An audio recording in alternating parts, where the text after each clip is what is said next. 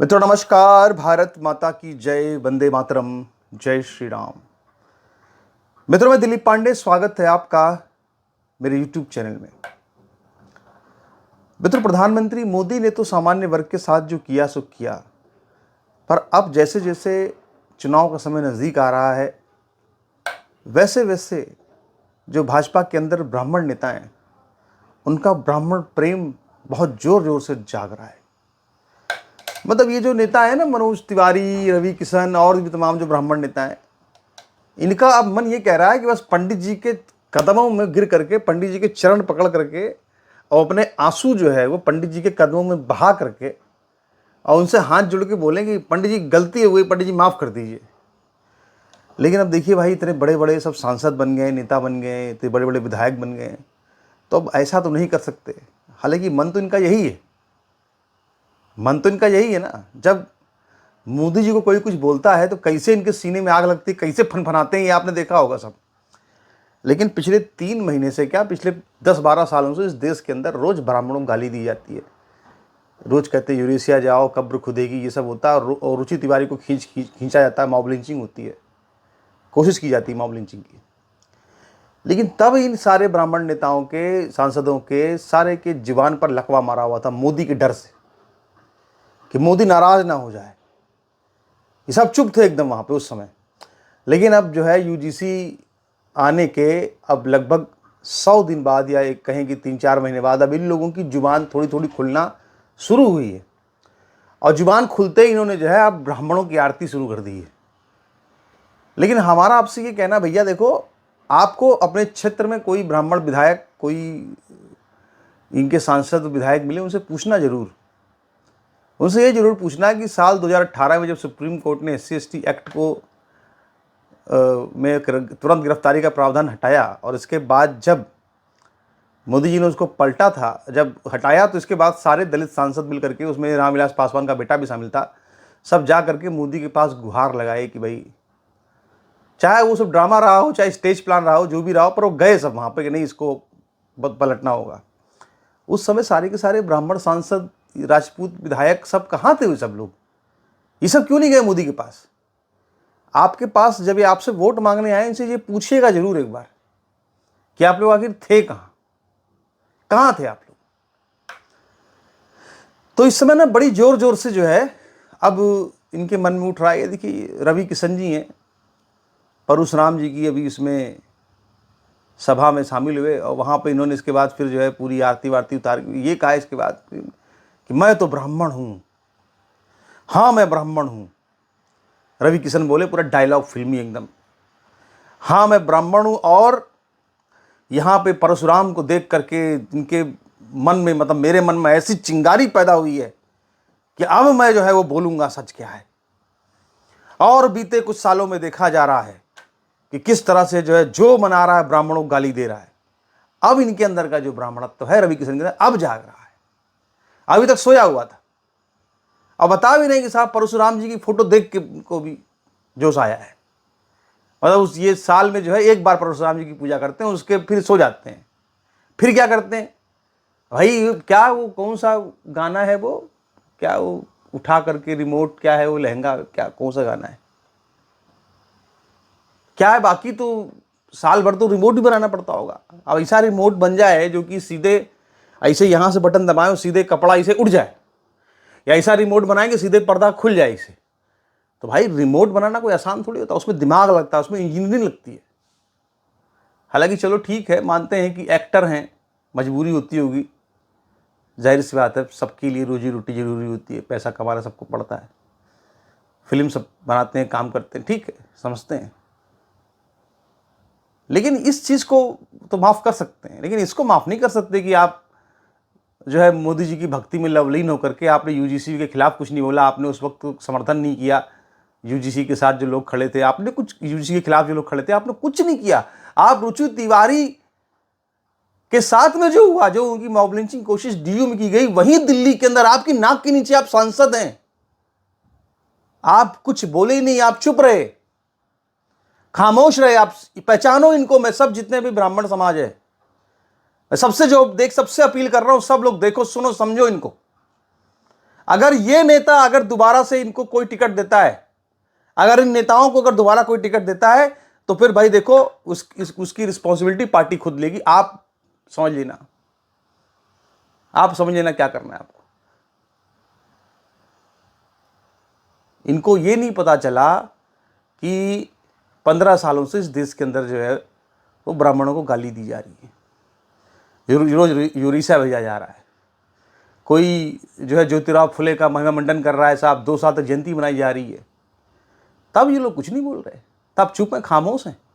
ऐसे नौटंकीबाज ड्रामेबाज लोग जिनको लगता है कि फिल्म में भी डायलॉग मारेंगे, यहाँ के डायलॉग मारेंगे, ताली बजाएंगे, सब हो जाएगा, तो इनकी ताली जो है ना,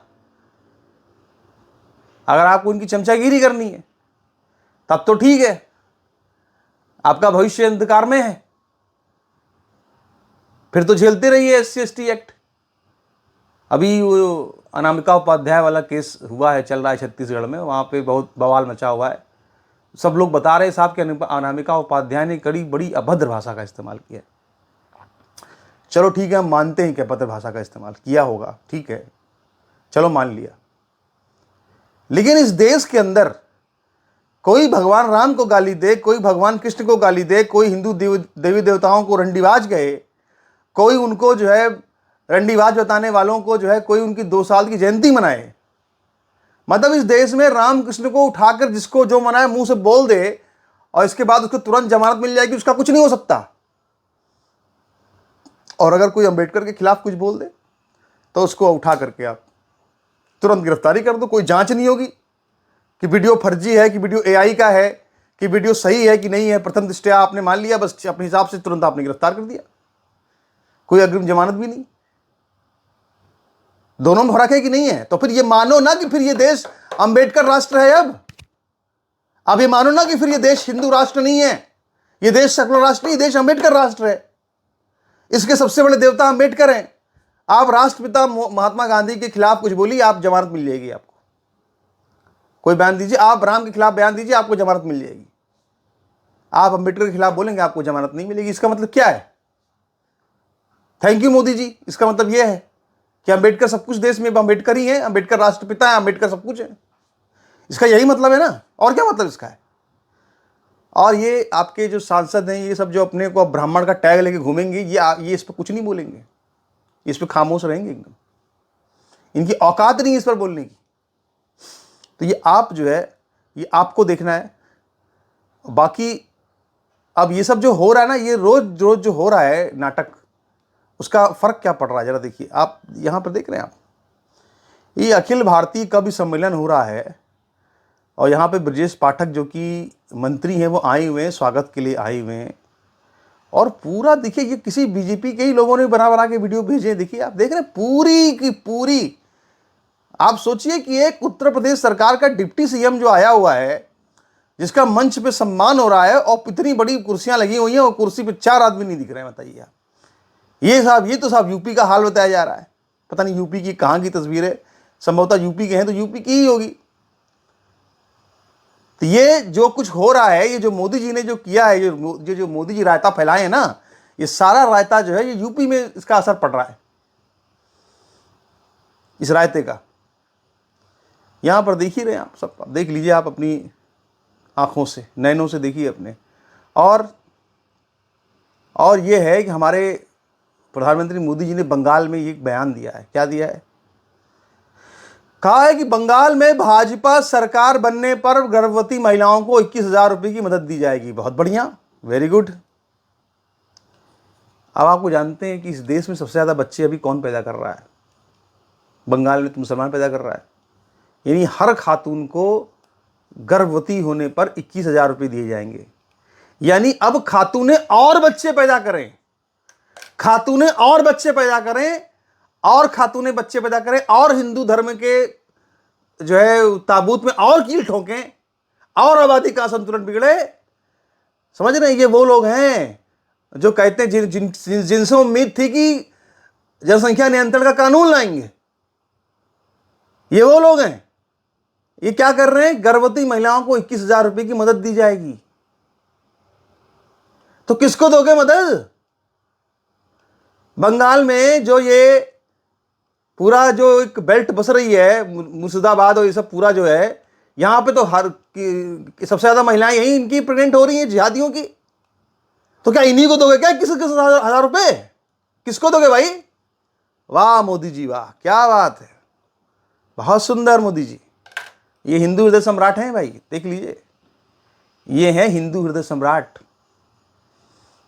गजब, क्या बात है। और फिर लोग बोलेंगे पांडे जी आप मोदी जी के खिलाफ क्यों वीडियो बनाते हैं, आप मोदी जी के खिलाफ क्यों बोलते हैं, आप रवीश कुमार बन चुके हैं, ऐसे बोलते हैं। क्या क्या करें बताओ, क्या कहें, क्या बोलें फिर? इनकी आरती उतारें? यहां पर देखिए, ये BR गवई हैं, सुप्रीम कोर्ट के जज जब थे तो इनके सामने एक प्राचीन मूर्ति को लेकर केस आया। भगवान नारायण की मूर्ति थी, मूर्ति का सिर कटा हुआ था। किसी भक्त ने याचिका लगाई और कहा कि भाई सिर जो है वो जोड़ा जाना चाहिए क्योंकि आस्था को ठेस पहुंची थी। तो इन्होंने क्या कहा कि अगर नारायण को, कहने का भाव यह था कि नारायण में शक्ति होगी तो खुद ही अपना सर जोड़ लेंगे। वाह, कहाँ आज आप जो है, जो खुद ये सब इनके पिताजी अंबेडकर के बहुत क्लोज लोगों में थे, BR अंबेडकर के, इनके पिताजी तो गवई, इनका भी कुछ नाम था, याद नहीं आ रहा अभी, तो BR गवई का भी कुछ नाम गवई करके ही है, तो वो बहुत क्लोज उसमें थे, साथी थे। आज ये बताओ अंबेडकर ये कहते हैं साहब ये आज जो है बागेश्वर बाबा के कहाँ पहुँच गए, यहाँ पे कुछ बात हजम नहीं हो रही है, क्या खिचड़ी पक रही है समझ में नहीं आ रहा। आजकल बागेश्वर जी के बयान भी कुछ ऐसे ऐसे आ रहे हैं। बागेश्वर जी ने जो है एक बयान दिया अम्बेडकर जयंती पर, पता नहीं क्या कुछ उन्होंने उसको नमस्कार करते हुए, हाँ कुछ अम्बेडकर जयंती में शुभकामनाएं दी थी, तो उसके बाद इनकी आलोचना भी हुई थी। पता नहीं, हो सकता है कि वो अम्बेडकर जयंती के बाद जो इन्होंने शुभकामनाएं दी, हो सकता है कि ये पहुंच गए हो भाई कि आप सही रास्ते पे जा रहे हैं BR गवई, ये भी हो सकता है। लेकिन जितना मुखर जो है ना पहले थे बागेश्वर बाबा, उतने मुखर अब हिंदुत्व के लिए बागेश्वर बाबा अब नहीं। ये बात तो साफ दिखी जा सकती है। पता नहीं क्या गठजोड़ हो रहा है, पता नहीं क्या सीक्रेट प्लानिंग चल रही, भगवान जाने। जो भी हो, खैर हमें क्या पता कि पता नहीं अपना भविष्य दिखवाने आए हैं या क्या मसला अंदर, हमें कुछ पता नहीं। पर धीरे धीरे चीज़ें खुलती हैं, बातें समझ में आ जाएंगी। जो भी हो वो आपको बताएंगे आगे हम। फिलहाल आपकी इस पर क्या विचार है, आपके क्या राय, इस पर राय रखिएगा अपनी। नमस्कार, धन्यवाद।